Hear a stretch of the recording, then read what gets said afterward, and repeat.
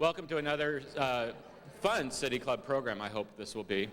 I'm Doug Marker, president of the City Club, and today's program is Bureau Bosses. What can Portland expect from the City Commissioner's new assignments?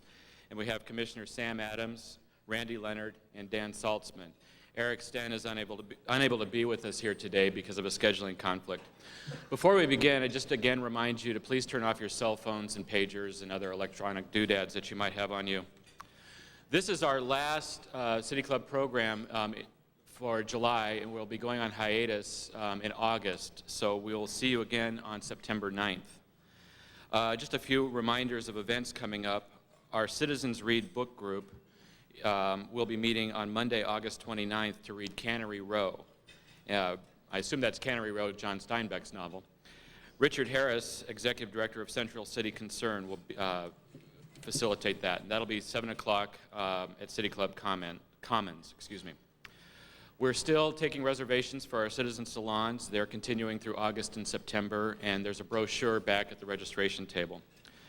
On August 13th, Saturday, we'll have a new Leaders Council Nature Walk led by David Bragdon, Metro's executive officer. What's his title? President of the Metro, and a naturalist. It begins with a box lunch and ends at Cooper Mountain Winery, where those interested can stick around and spend some time sampling from the winery.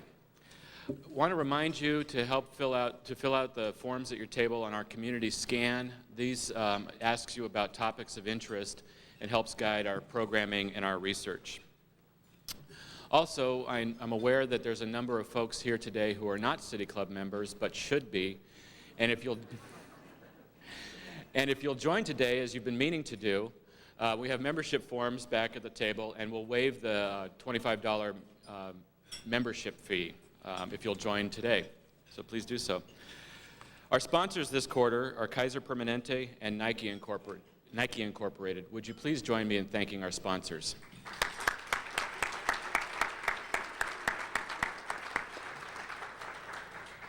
I'm going to turn the program over to a member of our Board of Governors, Chip Lazenby.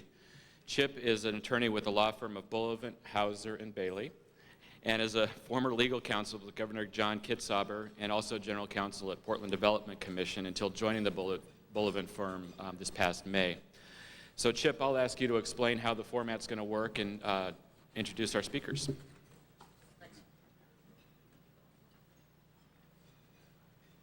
Thank you, Doug.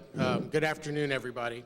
The format that we're going to use today, since the meat of the matter really is to hear from our commissioners on their views of how they're going to be the effective bosses of their bureaus, is that each of them will be given 8 minutes to give an overview of their vision, with the possible exception of Commissioner Adams, who, due to some pre-session wrangling, has had his time reduced by 30 seconds. But fear not, he will go over that anyway. Followed by their views and their presentations, there are, as the tradition dictates, a question that comes from the City Club board. Since there are 3 guests today, there will be a question for each one of them. The commissioners then will have 2 minutes to answer those questions as they are presented to them. There is a timekeeper, Susan Stone, who is here in the front, who is given a bell and large signs with which to embarrass those that go over their time. Our speakers will appear in alphabetical order, which means that Commissioner Adams will go first, followed by Commissioner Leonard, and followed by Commissioner Saltzman. So since we have a full agenda and they have lots to say to us, I would begin by asking Commissioner Adams to approach the microphone. Thank you.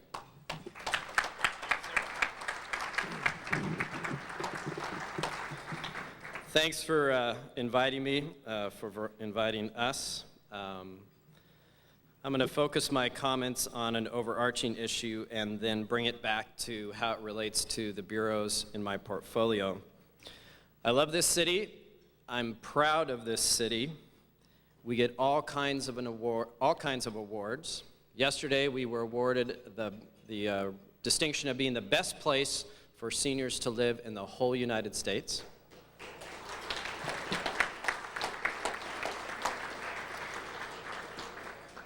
But it's out of love for this city that my comments today are going to be a little bit sobering, but ultimately optimistic and full of hope. There's a tradition in the city that every time good things appear in the press, especially the national press, we all get emails touting this fact.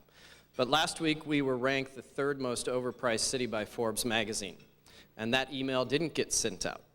And I'm going to focus some remarks on that today.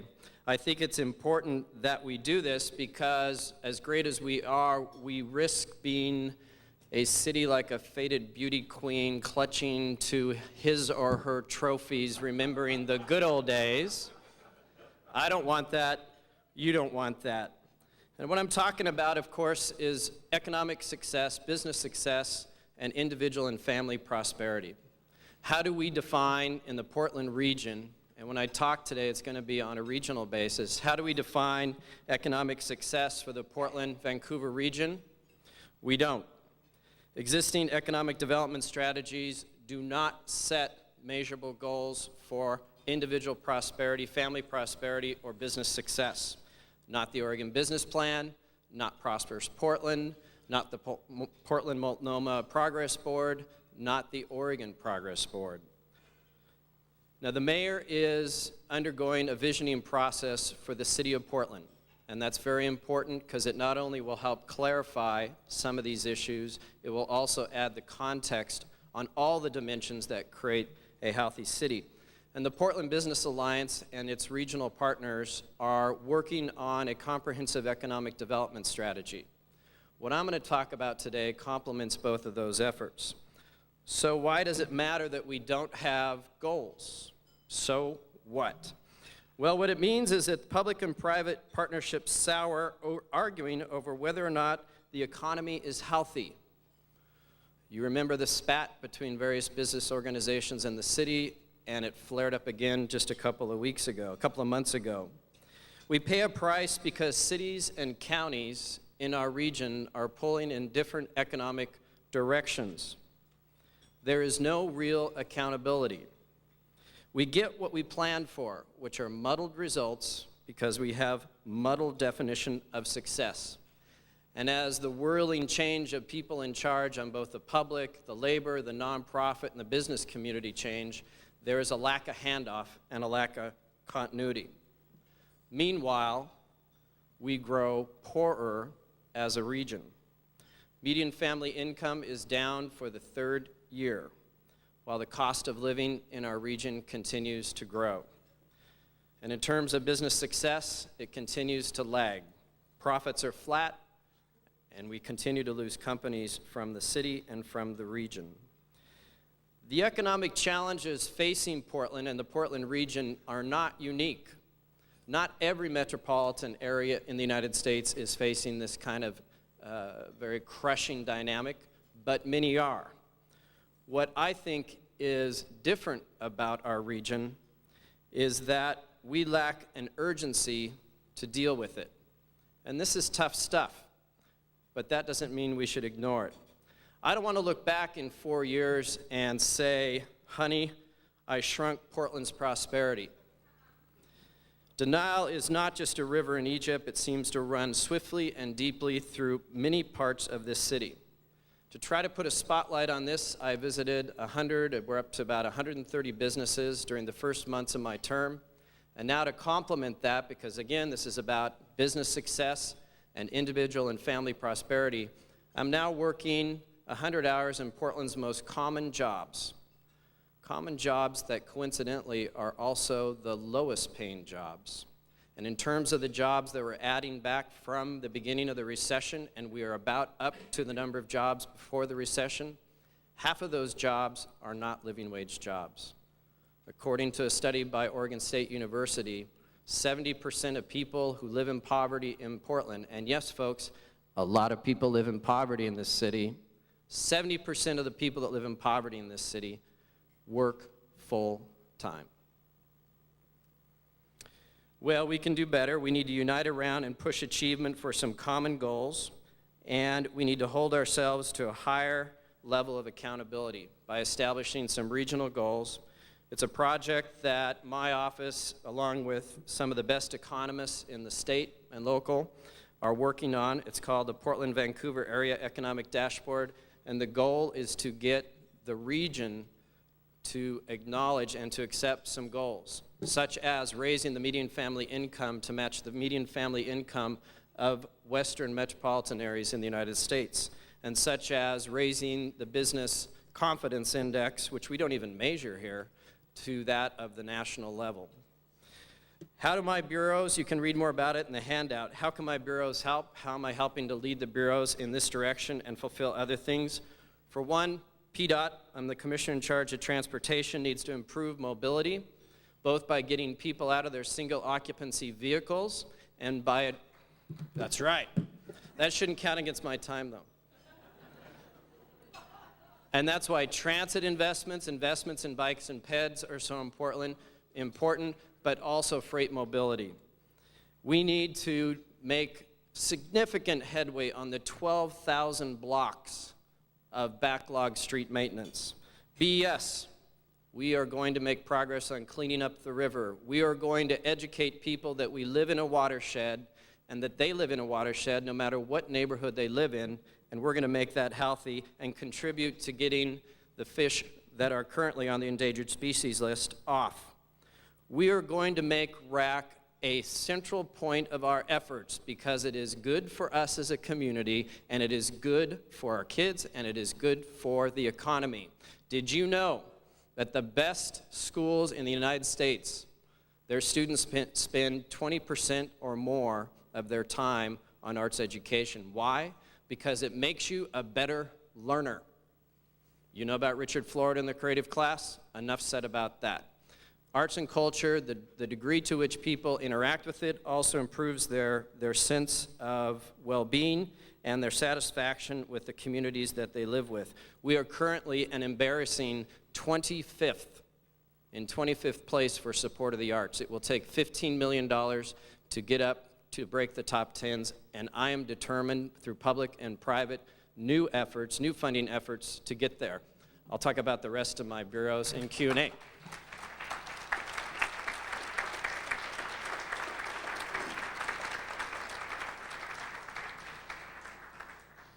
Thank you. I always enjoy following Sam because then I can talk about him.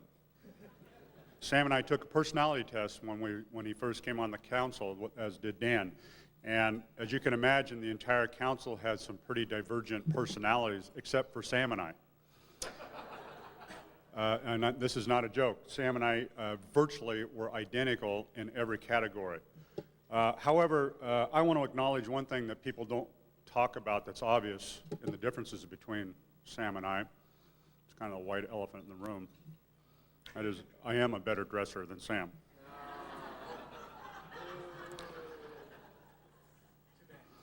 Today. Yesterday he looked pretty good and I wore jeans, so. I want to stick to the topic of the bureaus we've been assigned. I've kept two of the bureaus that I had when I first was elected to the council 3 years ago. The 911 Center, otherwise known as the Bureau of Emergency Communications, and the Bureau of Development Services, otherwise known as the Bureau of Buildings, that issues building permits for houses and commercial construction in Portland. Those two assignments, I'm proud to say, have made some dramatic changes in the last 3 years, starting with the work Commissioner Saltzman did when he had the 911 Center, hiring Carl Simpson as the director of the 911 Center. We went out there from a pretty dysfunctional group of employees, including managers, to probably one of the best run, if not the best run 911 Center in the United States. They have had no grievances from the employees at a place, by the way, that was fraught with grievances and disputes in the last 2 years. They resolved their problems. The employees helped to create the budget that is finally adopted by the council, and I'm very proud of the work they do. At the Bureau of Development Services, we have revolutionized the permitting system for the city of Portland. What once was thought of as the most dysfunctional bureau in the city is now considered to be, by many in the field, the best permitting agency in the United States of America. Not because they give away permits or don't work with customers, quite the contrary. For instance, if you were to go up today with a sketch to build a deck on the back of your house, you would find somebody to help you. 3 years ago, we turned people away whose sketches for decks on the back of their house weren't to architect's specifications. We now have a full-time architect on staff to sit down with you to help you draw the plans for free and submit them, and then we help you in any way you need through the process. And as a matter of fact, the Bureau of Development Services has received an award from the National Home Builders Association, a proactive business lobby group that focuses on permitting and trying to make sure that they can build the houses they need to build. And this award was for the most improved public permitting agency in the United States of America last year. So we're very proud of their work and the changes we've made that allows people to do the work they want to do in our community. But as you may have heard, you better have a permit, because we have ways of dealing with that as well. That's right. Now, I've got two other new assignments that I want to spend a little more time on, the Water Bureau and the Bureau of Hydroelectric Power. And at the Water Bureau, I'm trying to use some water-related terms to describe some of the work we're going to do there, so indulge me for a minute as I practice. I think it's fair to say that the managers at the Water Bureau right now feel as though in the last few years they've been hit by a tsunami. But I have discovered there, in fact, is a reservoir of goodwill in the community. I'll be the first to admit, yes, that old water billing system was all wet. But our new system will allow the information, when it comes online, to cascade freely to our customers. Now, some of our community have criticized the Water Bureau for all of the information they have being dammed up. But the new information I've asked to come out that the Water Bureau has in an unfiltered manner. But the best way to avoid problems with the community, I've told the managers in a recent meeting, is to float your ideas early with them. But please, friends, do not drown my employees with exhaustive demands that keeps them from their jobs. But having said that, we should quench our citizens' requests for information they need to judge the Water Bureau's performance. Now, in all seriousness, the Water Bureau is an agency that I have in the last 2 weeks, actually a month now that we've had the assignments, I have just been, I can tell you, absolutely floored at the level of expertise and commitment and dedication of the employees. The problems in the past at the Water Bureau has nothing to do with the caliber of people that work there, nor does it have anything to do with their commitment to provide first-rate service. We are in the process now of looking at the moniker that you see on the side of Water Bureau doors that say the city that works. That makes me as crazy as it makes you. And it makes the Water Bureau employees just a little bit crazier. So we're looking at changing that to something like, we deliver the best water in the world, because that's what we do. And we are committed to doing that. In fact, our job should be the simplest job of any water agency in the United States. Our water comes from the most pristine source in the world in the Bull Run Reservoir. It is the only partnership that exists between the federal government and a local government to manage a national forest. Human beings are not allowed anywhere near our water source. And when the water leaves Bull Run, it cascades down towards us without any pumps.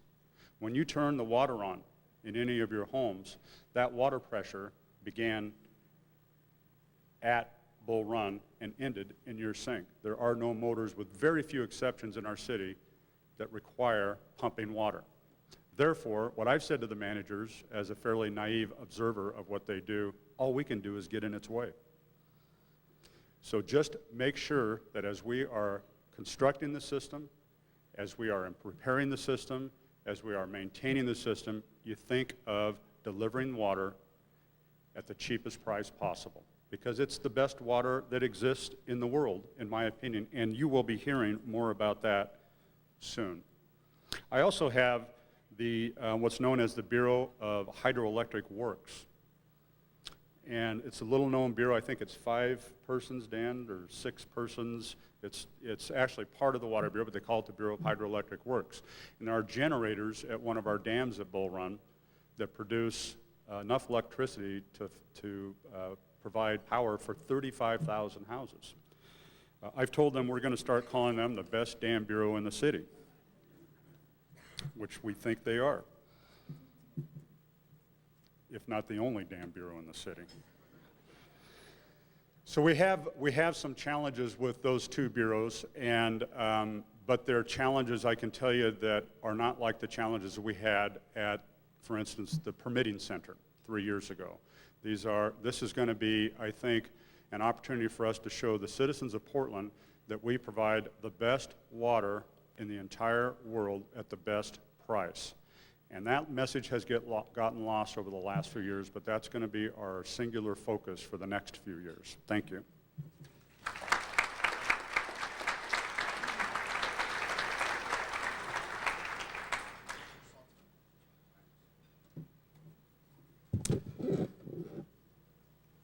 Well, that was very nice of Randy to, he mentioned the personality test that we all took late last year, and it was nice of him, very charitable of him not to mention that I took that personality test too, and it indicated I didn't have one, so.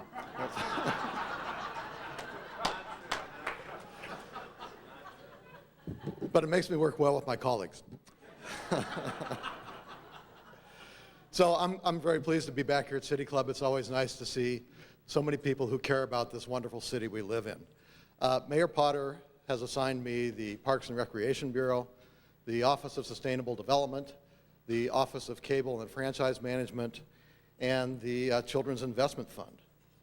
And one of the best aspects this year that I found with our new mayor and new commissioner and the new city council was when the mayor took all those bureaus under his wing for 6 months, and we all worked together on budget issues and policy issues. I think it really fostered, not having bureaus, not being commissioners in charge, really fostered citywide thinking. And it really transcended sort of the bureau mindset that all too often exists in the city. And I think it led to us making some really good decisions. I'd like to stay in that transcendent state for a few moments to talk about what I consider to be the most important challenges facing our city. First and foremost, we need to give our children the support they need to thrive. A recent ride-along I did with the Portland Police in East Portland reinforced my focus and resolve that this is indeed our highest priority. That evening, we entered a 3-bedroom mobile home that was serving as a meth house. The mobile home had more adults living there than seemed humanly possible.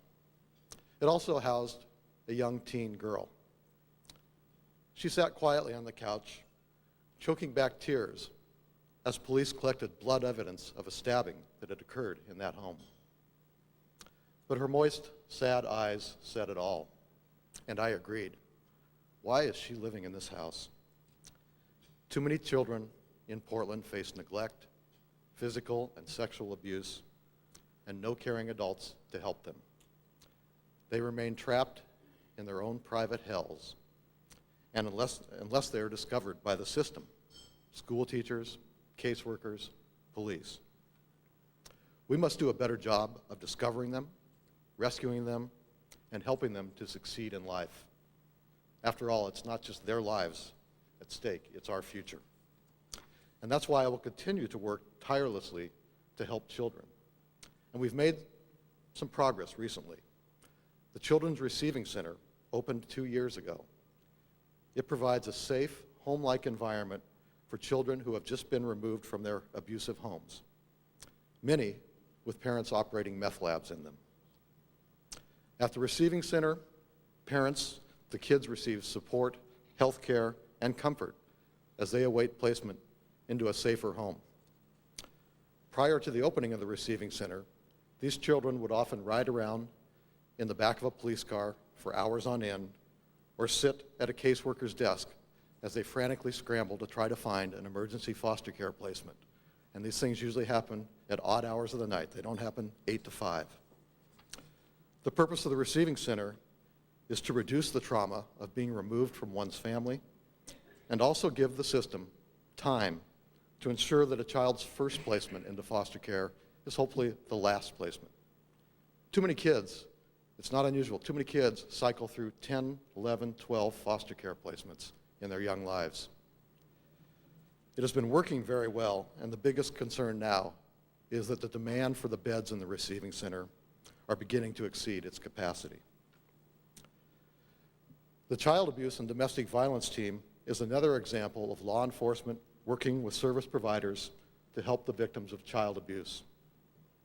I met with frontline workers who deal with child abuse issues this spring and discovered that the weakest link in the system at the time was not having enough police detectives to investigate child abuse cases. Commissioner Leonard and I pressed the Police Bureau to cut its cold case unit and shift those detectives to cases with live victims. This led to 2 more new detectives going to the Child Abuse and Domestic Violence team. And as it turns out, we were able to preserve the cold case unit as well.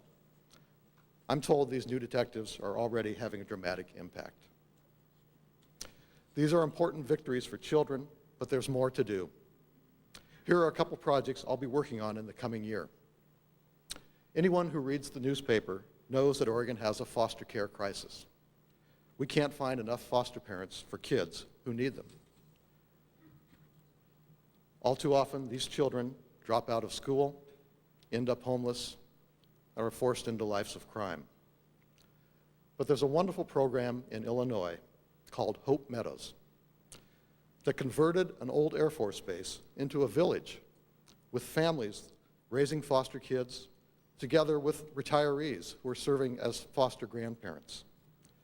Foster kids in Hope Meadows are 5 times more likely to be adopted by their foster parents than regular foster kids.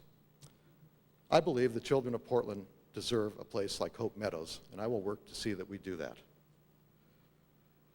Domestic violence is a tragedy for abused spouses, but often overlooked is the devastating impact on the children who witness it.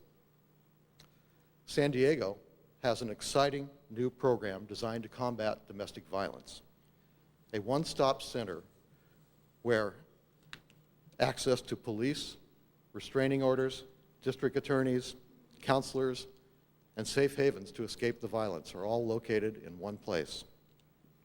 This approach combines many of the aspects that have made the Children's Receiving Center so successful, and I will work to set up a one-stop domestic violence resource center in Portland.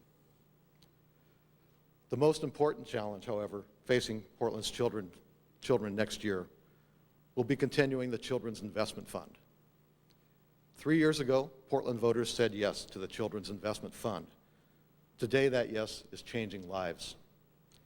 The investment fund provides $8.5 million annually over the 5-year life of the levy to expand proven programs in early childhood development, after-school and mentoring, and child abuse prevention and intervention programs. 50 different programs throughout the city are now serving over 10,000 kids and 1,000 families with this funding. As a result, high-quality childcare is more available to children. More children are starting school ready to learn.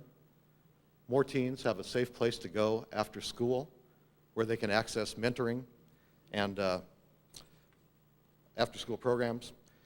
And we're helping people break the cycle of abuse by helping moms and dads become better parents. And we've made every dollar count by limiting our administrative costs to 5% and doing annual audits. The Children's Investment Fund has been highly successful, but it needs your support next year because it needs to be renewed if we're going to continue this investment in our children. So November 2006, Portlanders need to step up again. Thank you.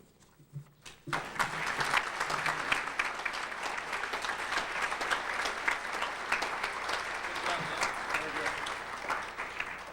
you very much, Commissioners. Is this on? Okay. We're going to reverse the order now for the first question, which should give Commissioner Adams a chance to craft an artful response and allow Commissioner Leonard to tread water long enough to get to this. So Commissioner Saltzman will start first, and this question really is about a very popular buzzword these days, and that's metrics. Using the bureaus of your choice, the ones that are in your portfolio, what will you measure in order to determine how well that bureau is performing? What data will you ask your bureau chiefs to track and report, and be reporting to you? And how will you, using those metrics, define success for your bureaus? Commissioner Saltzman? Well, I guess I'll start with what I was just speaking about. The Children's Investment Fund is exceedingly outcome-oriented because that's how the ballot measure was designed. We only invest in proven programs to expand their ability to serve more kids. So our most important metric is how many additional kids are we serving through very successful programs. Big Brothers, Big Sisters, for instance, working with foster kids, or Albina Head Start, working with starting new Head Start classes. We know how many kids are being served. And the other key metric is keeping our administrative costs below 5%. Again, that was in the ballot measure you voted for, and we're doing that. So those are the two things we're tracking the most. I think in the Parks Bureau, there's a variety of things, and I'm not familiar enough with the Bureau to really say what metrics we're tracking, but certainly what's important to me are two things, and Commissioner Leonard worked on with me, is one, we need to increase the amount of dollars we're spending on maintaining our existing parks facilities, and we have identified over $8 million of maintenance and funding to do that. Two, we need to make sure that we're keeping pace in areas that are underserved by parks and recreation centers, primarily areas in outer northeast and outer southeast Portland. And there are ways of measuring what's park deficient. We need to make sure that we're acquiring land, even if we can't develop it right away, at least land banking it until we can develop it into parks, because as you all know, these opportunities don't come twice. When I ran for the council in 2002, I'd stand in front of a group like this with this many people and talk about the problems with the permitting system in Portland. And virtually every head in the room nodded in agreement with me. When I arrived at the council in 2002, I met with the managers after I was assigned the Bureau of Development Services and started by saying, well, I'm sure you're going to want to talk with me about what my ideas are to improve our relationship with the public. And they said, well, we do want to talk to you about that, but what we're not clear about is that we have a problem with the public, because we did a survey that showed that the public loves the service we provide.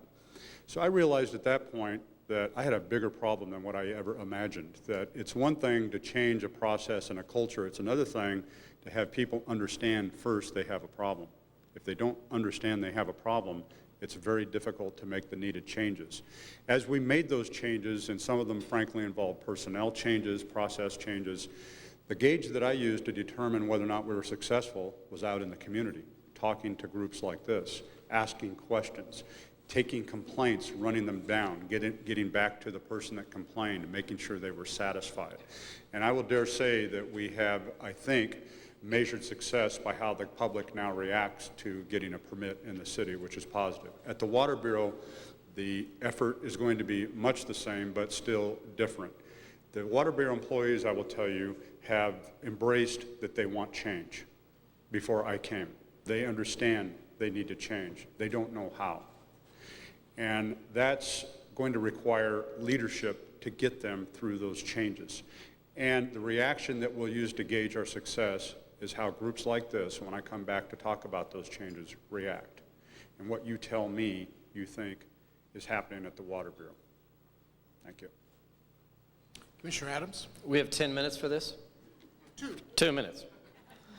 For transportation, the metrics are safety, the mode, how people travel, mobility, and the condition of the infrastructure. For BES, it's the cost per million units of sewage treated lawfully, the percentage of times we hopefully don't discharge into a river, and the amount of potential habitat that is reclaimed, cleaned up. For RAC, it's our national ranking in terms of how much we support arts. It's our affordability for the arts, for the average person. That relates back to what I talked about in my opening remarks. And it's the livability of Portland for artists and culturists. Also, in all these areas, and I don't have a metric yet, but we're working on it, is innovation. Are we the leaders in innovation in pursuing our missions? I also am the liaison for the Public Safety Coordinating Council, so currently the city and the county spend $360 million on law enforcement related services. I would like to cut out the unnecessary overhead, administrative cost, and management, get more police, prosecutors, jail beds, and drug treatment. I'm also the liaison to the visitor industry, and that's about room occupancy and the price of the rooms paid.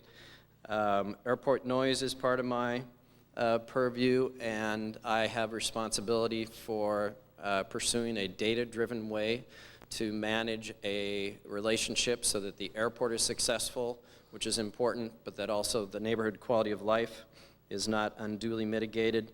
And in terms of work systems, which is a $20 million program that the city, Multnomah and Washington County are responsible for, the metrics I will use is that measures of prosperity that we talked about before. Thank you. And then finally, we're going to ask each one of you an individual question and ask you to respond to that, and then we will open it to members of the City Club. The first question would go to Commissioner Saltzman. The question is, to many, Portland is a city of parks. Certainly, Forest Park, Waterfront Park, North and South Park blocks are defining features. Instead of continuing to fight a defensive battle to preserve dwindling dollars for their basic maintenance, do you see and can you describe a way to make our parks into a frontline marketing piece in enabling Portland to compete effectively nationally and internationally for business? Well, that's a great question. I think that in many respects, Portland's greenness, which is certainly evidenced by its park system, is part of the attraction and is part of the marketing tools we already use, whether it's the Visitors Association and working to get conventions and tourism here, or whether it's the PDC or others working to get businesses to locate here. Certainly, probably one of the most visible assets we have is Forest Park, 4,000 acres of timberland. It's the largest urban park inside a city boundary. It's visible to everybody, and it certainly makes a big impression on most people. Our showcase parks of Waterfront Park, Washington Park, Mount Tabor are all jewels that are in that mix. So we continue to use our parks very aggressively in our marketing. The second question would go to Commissioner Adams. The Joint Policy Advisory Committee on Transportation, or JPAC as it's known by insiders, it uniquely looks at coordinating the transportation issues of our two-state metropolitan region. Other than specific projects such as the new Columbia River crossing at I-5, where should JPAC be focusing its efforts? Well, I think JPAC has ignored an issue that in the time I have I'll highlight, and that is the intersection of I-84 and I-5. It's one of the most dangerous intersections of freeway in the entire state.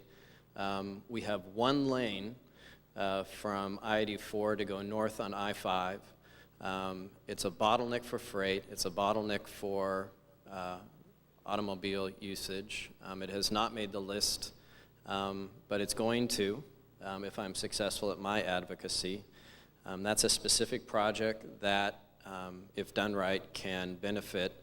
It also gives us an opportunity to do it in a way that does not impact unnecessarily the river, that improves access for the east side, central east side,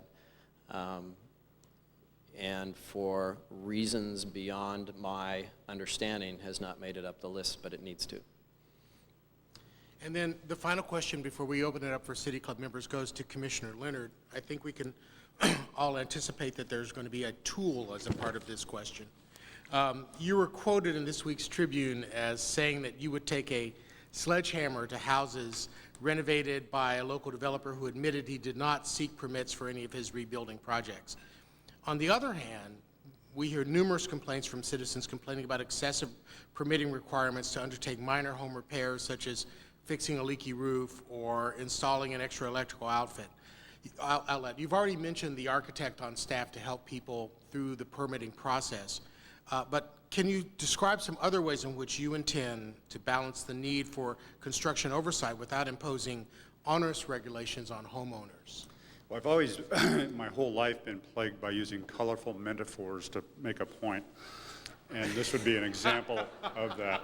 And after I say what I'm thinking, well, I may be able to characterize that a little differently. First of all, what is important for this discussion is to understand codes and fire and safety, building codes and fire and life safety codes were not developed by a bureaucrat sitting in an office trying to justify their existence. Every major code change that has occurred in the building code and the fire code in the history of the United States has occurred after a horrific tragedy. For an example, the Coconut Grove fire in the 40s that killed over 400 people in a nightclub fire led to requiring emergency exits and not using revolving doors. So I take the issue, and I tried to make the point to the Tribune, which I think I was more than successful in doing, that I am intolerant of those who would consciously ignore our codes and consciously ignore getting a permit, because in my view, I hearken back to the 25 years I spent as a firefighter, and I've had to deal with the tragedies of too many of poorly built structures and improperly wired homes, and the result that that did to the families is not something I have a very high tolerance level for. Having said that, we have constructed a system at the Bureau of Development Services that will literally take a user from the beginning to the end in a helpful, proactive way to help you get a permit in a cheap way. In fact, we developed an initiative at the Bureau of Development Services that allows an individual to get a home permit, a construction permit, within 10 days of applying. And we've had an average turnout of 8 days. That's unheard of in any major metropolitan area in the United States. Thank you, Commissioner. Chip, thank you for moderating. Now it's the opportunity for City Club members to ask questions of our speakers. Questions are limited to City Club members only, so join. Questions should be 30 seconds or less, and there's not a time limit on answers except for Sam. Right. Steve? Steve Novick, City Club member. I'm not sure whose bureau it is, but Selwood residents are very concerned about the plans of one local landowner to turn his property over to Walmart, speaking of low-paying jobs. And he says that under Measure 37, he can do whatever with his property makes him the most money, and there's nothing anybody can do about it, no matter what the impact on local small businesses, traffic, et cetera. How much has Measure 37 restricted your ability to take action in directing development that reflects the priorities of your constituents, such as kicking Walmart booty? As the building permit guy, I will tell you that I don't think the problem is so much Walmart as the problem has been for governments to stand up to Walmart. And that's not their problem, that's our problem. And I'm working with some in the community, as I think other of my colleagues are, to develop an ordinance that would require a minimum standard of pay, of health benefits, of pension benefits if you're going to operate a business in this city. The problem with not doing that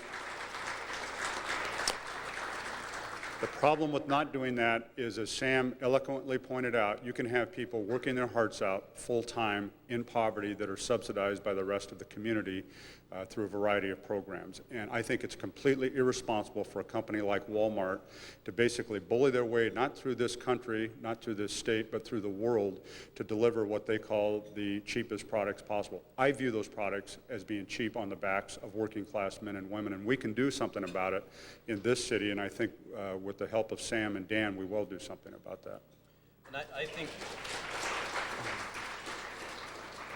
I absolutely agree with Randy. I think it is possible for us, or I hope it is possible for us, to define what is a predatory company, a company that does not meet the basic standards, civic standards of a community.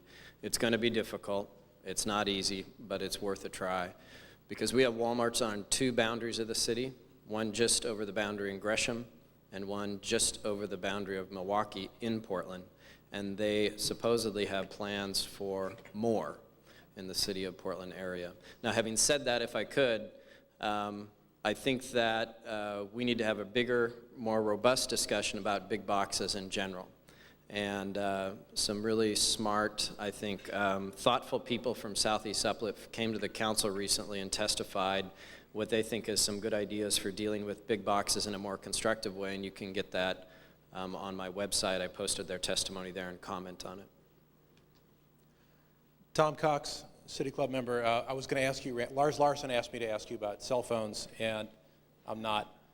Sam, I was going to ask you about the NRA convention, if you're going to try and bring the NRA here to Portland. But I'm going to give you a pass on that. Instead, I want to ask you about accountability. Darn. On your own time. You got extra time, I know, Sam. A traditional structure for ensuring accountability is to separate policy from execution of policy. Here at the City Club, we have a board of governors and an executive director. but the Portland City Charter does not impose such a structure on you, will you be voluntarily separating the policy role from the execution role for any of your bureaus, or what formal accountability structures will you put in place? Dan, you want to go first? Senior member. Well, the Portland form of city government is a hybrid, as you're saying, Tom. We are not only policymakers, we are, when we're assigned bureaus, we're commissioners in charge.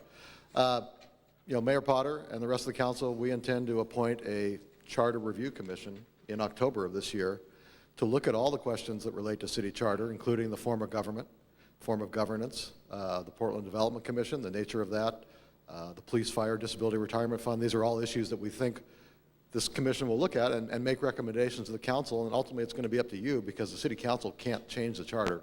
Only voters can change the charter. So I think that's where those issues should be discussed and played out. And I agree with looking at changing the form of government. I've long had a position that we are successful as a community in spite of our form of government, not because of it.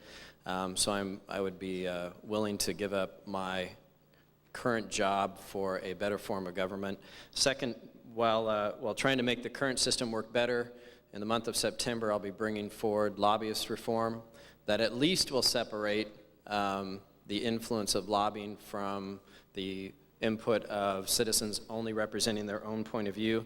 And then yesterday the governor signed House Bill 3441. We had to get a change in state law to allow citizens on the city's budget committee that have a vote. We're the only city in Oregon that by state law was exempted from having an equal number of citizens on our budget committee as there are elected officials. We will now join every other city in Oregon in requiring outsiders who do not run bureaus to be able to look and ask the tough questions, and I think that will improve accountability and transparency.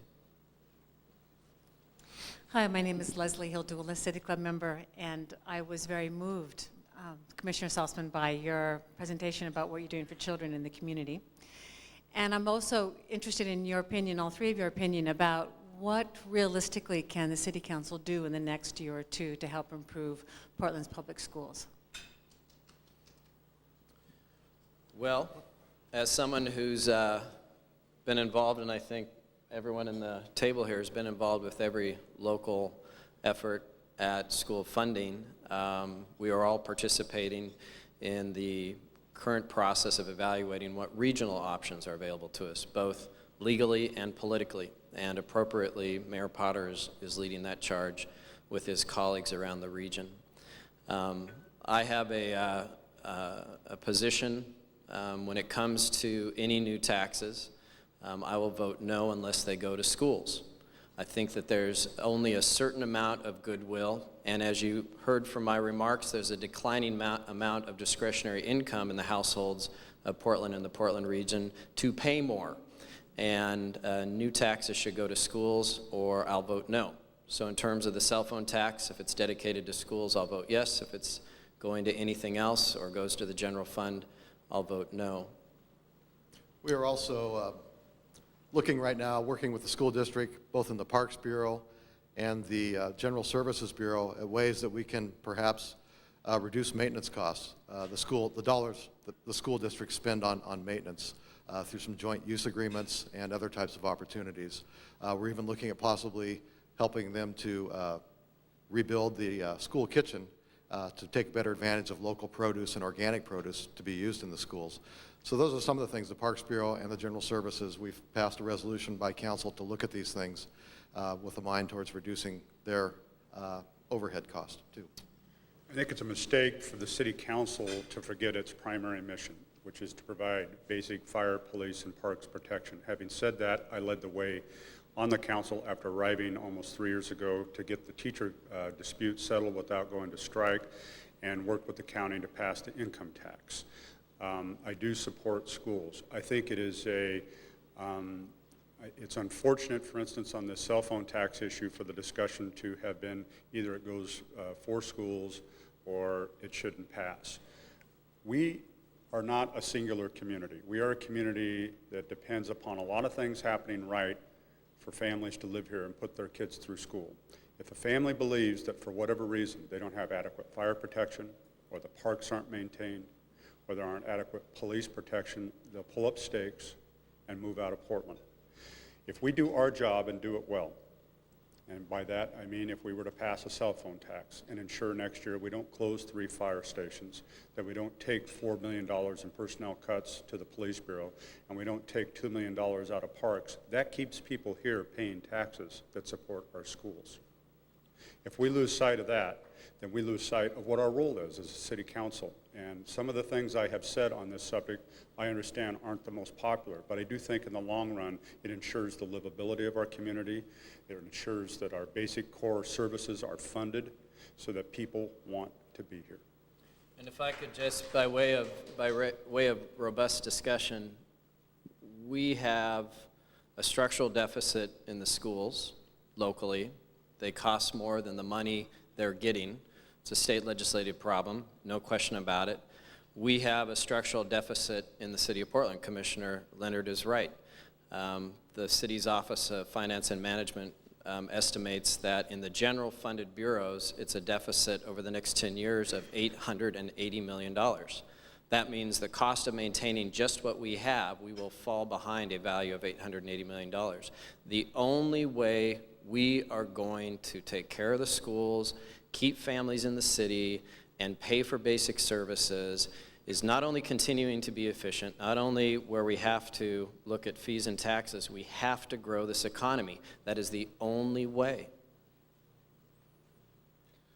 Justin Gottlieb, City Club member. I have what I think is a simple question, but I opened a business in Portland this year, and I want to know, after talking to all the bureaus and all the people, why it doesn't seem like any of your offices have a packet of information as a checklist to these are the state, county, and city forms you need to fill out to operate in good faith, that you can, someone calls and you put in the mail and you say, here's what you need.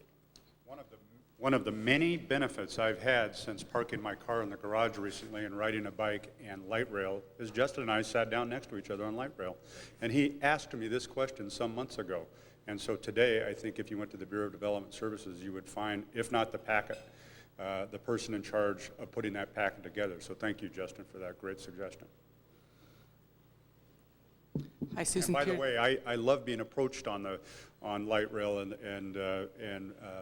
TriMet, because I, more often than not, have these very great, engaging conversations that I was not privy to listening to KXL driving to work in the morning. What bus do you take, Randy? That's between me and my citizens. I need to find that bus. I've already convinced them on the cell phone thing, so you're not going to get a chance at them. Hi, Susan Pierce, member and neighborhood activist. Some of my questions have been answered, but I'm going to throw out some hot button issues in the inner east side that actually affect a much wider area. And so please comment on your visions or thoughts you have. For Sam Adams, East Side Streetcar, Division Vision, Burnside Cooch, Couplet. And for Dan, parks. Some neighborhoods, including Hosford Abernathy, are also parks bereft. But one thing we'd like to see is Washington Monroe High School as a community center. Randy, this is old news, but is time, place, and manner going to survive? Time, place, and manner is an ordinance Susan's referring to that Susan and I and other members of the community worked to pass at the council a couple of years ago that gives us tools to deal with misbehaving liquor outlets in Portland. By misbehaving, I mean people that drink out in the parking lot, fight, raise commotion in neighborhoods, doing all kinds of horrible things. It allows the city for the first time to go in and restrict the hours of operation of those places. The Oregon Restaurant Association, a very conservative business group, went to the legislature and introduced a bill to overturn our ordinance. Susan and I and a number of neighbors I've spent all of my time at the legislature this year fighting this attempt by this business group to overturn our ordinance in the legislature. It appears at this point that it's dead in a committee, which is good, the bill to overturn our ordinance, and I'm keeping my fingers crossed. But if any of you are friends with Kate Brown, you might call her and ask her to keep it dead. With respect to the Southeast Community Center, the City Council has gone on record supporting the construction of a community center at the Washington Monroe High School site. We've actually purchased some of the land from the school district, which indirectly or directly helps the school district as well. But it's going to be, the time horizon for it materializing is probably a few years off at least. In terms of streetcar and light rail, I intend to work very hard to get light rail to Vancouver, to build the South-North line, the extension to PSU, and to also begin the work on an extension between the Central City and Milwaukee. In terms of the streetcar, we're looking at alignments from here to Lake Oswego and looking at ways to pay for an extension over to the Central East Side and back around from the Broadway Bridge to OMSI, potentially over New Bridge. But I have to be honest, I get very nervous talking about all these new expenditures, and I think it makes the public very nervous unless they see, I'm going to beat a dead horse here, unless they see us working harder to worry about business success and individual and family prosperity. Everything I just described, not to even mention a new bridge to Vancouver, are hundreds and hundreds of millions of dollars. And I think people can support those, and I support them personally and can support those, but they need to see us paying more attention and focused on their ability to pay for these things. If you look at the returns for a variety of different funding measures lately, the economically stressed, the precincts where the buying power of the voters was compressed, smaller than other parts of the city, the county, and the region, those people are the ones that voted no. Not necessarily because they opposed the expenditure or opposed the tax, but because in many cases they simply couldn't afford it. I am Cynthia Kirk, City Club member, and I'm an arts publicist. This question may seem small, but I think it has larger implications when you consider how important the cultural district is to the vitality of downtown. It has to do with the South Park blocks. And in the past year or so, it's really been taken over by street kids. And last year, one of the stage managers at Portland Center Stage was held up at knife point. And yesterday, when I was sitting on a bench in the late afternoon trying to catch up on my newspaper reading, well, I'm just saying that there's active drug dealing going on. There are drugs displayed, drugs being talked about. What can we do? What's being done to control that activity? We, the council, before I was on the council, passed a plan to end homelessness, and this council, which I was privileged to vote on as part of the budget, put $1 million behind it. And part of the homeless plan that I feel very optimistic about, or the plan to end homelessness, is to fund programs, and only those programs that work. And we know that the programs that work to end homelessness, whether it's on the youth level or the adult level, it's got to be assertive. The caseworkers have to go to them and keep going back to them. Programs like Join in the city show very impressive results by being assertive and getting out to where the potential clients are. So we've got a good strategy together, we put money behind it, and I think better than ever the city knows what works and what doesn't work in terms of where to spend our money.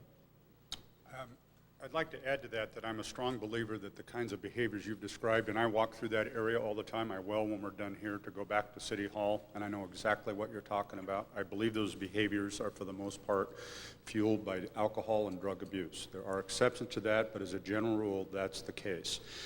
Understanding that, I'm proud to say that Sam and Dan both here supported a proposal I brought forward for the budget this year to give $1.8 million to the county to open up a jail unit just for the city of Portland.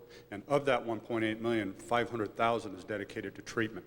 The only way you get some people's attention is to have a hammer and a carrot. And the hammer is jail. The carrot is the offer of treatment if they choose to do that instead of going to jail. Central City Concern, which is our primary care facility here in the city that provides treatment, has had astounding success if they can get people right out of jail into one of their facilities.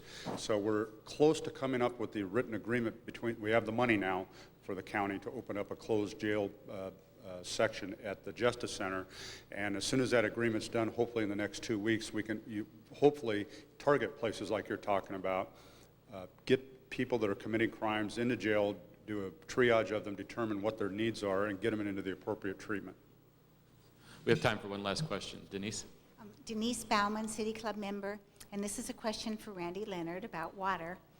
You commented that the goal of the Water Bureau is to bring clean water to the citizens as inexpensively as possible.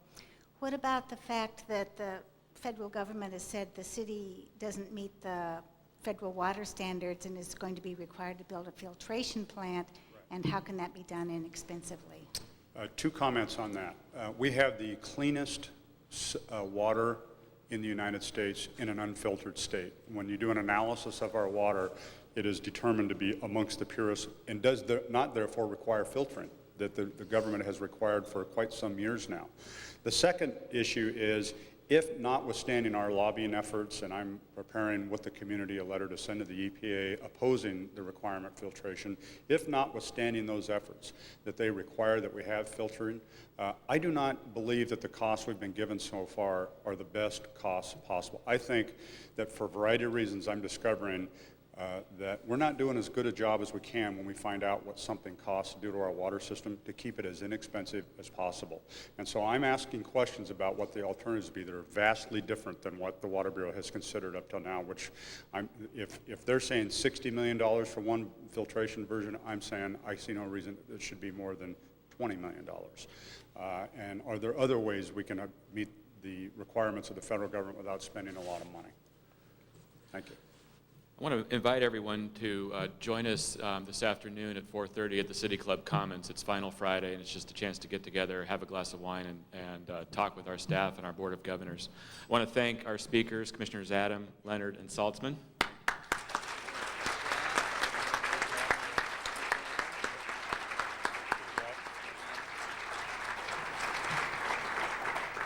Thank you, Chip, for moderating, and we're adjourned.